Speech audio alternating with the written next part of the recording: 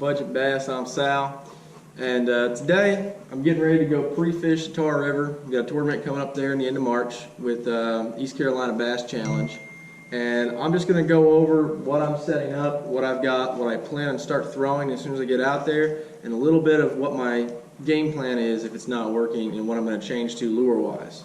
So come along with me and let's check it out. So let's go over what I got here.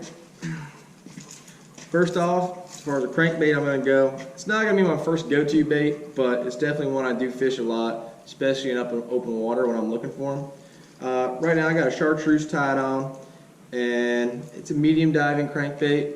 If I get in a little more shallow water, up where they are moving into that spawning area, I'm probably going to switch to a crawd, or a maybe even a lipless, something. I know it's kind of dark water down there in the Tar River, and I am looking for something that's got a little bit of vibration, a little bit of noise. I have this on a medium heavy action with 15-pound fluorocarbon. And this is a Lew's. Second one, and it's probably one of my favorite rods. This is the Lew's Crush, medium heavy action. I have this with 25-pound braid and a fluorocarbon leader, 15 pounds. I have a chartreuse spinnerbait, willow blade. I have the one offset color. I haven't fished this particular spinnerbait a lot. It's kind of got little ripples in it, and it's supposed to throw off a little more vibration.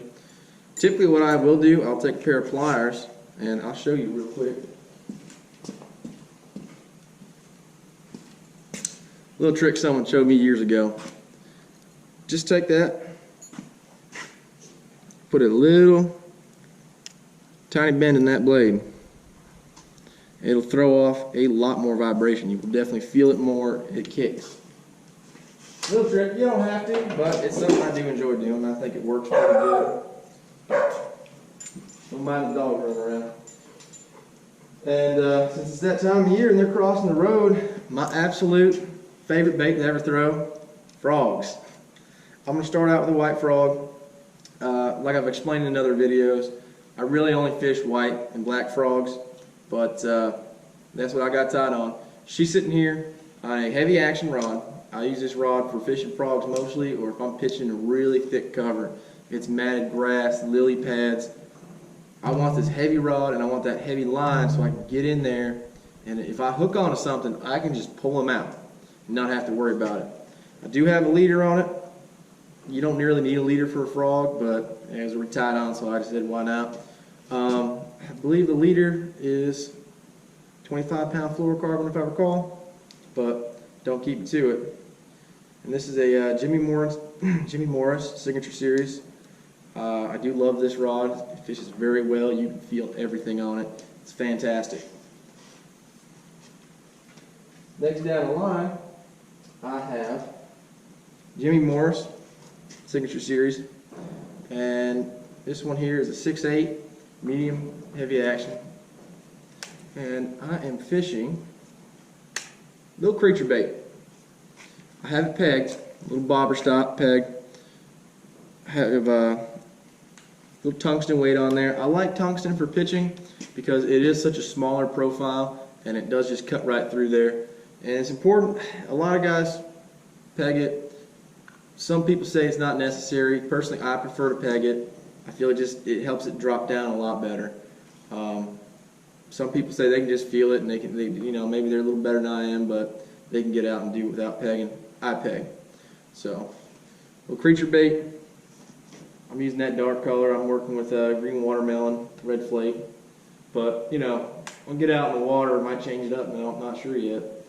I have noticed, I'm not even sure what brand this is. Whatever brand of tungsten this is, it's chipped pretty bad on me. I don't know if y'all can see that, but it's chipped and it started oxidizing on me, and I really didn't use it that much at all. So, and they are a sponsor of mine,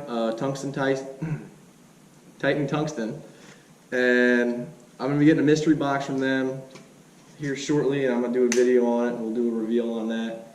So, moving on. This one here is an ugly stick, Black Max Reel. I don't know what people say, Bell. People have different feelings about Abu Garcia, so whatever, Little swim jig, little creature bait I have on her, and I use this around a lot of docks or anywhere I can get up and there's a lot of cover. I tend to fish a little faster than I do the creature bait I have pegged, and we'll see, it should be good. We'll have a video of us out actually fishing and move on from there. And the last one, actually pretty cool rod I found. I'm not 100% what it is. Some man was selling it. It's an old school Bass Pro from the 90s. And it's about all I know about it. Other than, it's kind of fantastic. I enjoy it. Beyond that, I just have a white swim jig. And as far as the trailer goes, save a little money on worm trailers. I just took a white worm and cut the head off of it pretty much. A little finesse worm. And I think it's got amazing action in the water, and I really enjoy it. The interesting thing about this rod and how old school it is, it's partially telescopic. Just that little section collapses. And the best I could come up with is when they were running the smaller boats back in the day, smaller rod boxes, that you know, you could have this long rod.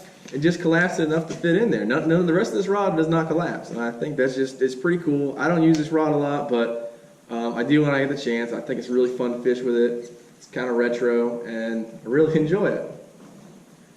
So we will move on to my backup baits. For whatever comes on, they ain't biting, they're fishing a little different, what we're going to switch to. So let's go ahead and I'll show you. So, a little messy right now, but hey, we're working on it. If I get into some deeper water, I just picked this up. It's a Strike King XD deep diving crankbait, craw color, and I kind of bought it for fishing a different tournament in a different river. It's got a lot of really deep holes in it, and a lot of the crankbaits I had just wouldn't get down to it. So, but if we get out there, find some deep holes, if they're down there, we're probably gonna throw that. Now, I have a chatterbait already rigged up with a trailer, green pumpkin, and kind of a brown orange color. I don't really know what you would call that, but that's probably gonna be one of the options for throwing. For search bait in deeper holes, I got a pretty heavy, it's a 1/2 ounce. Yeah, I mean, I paired it. It's a little unusual.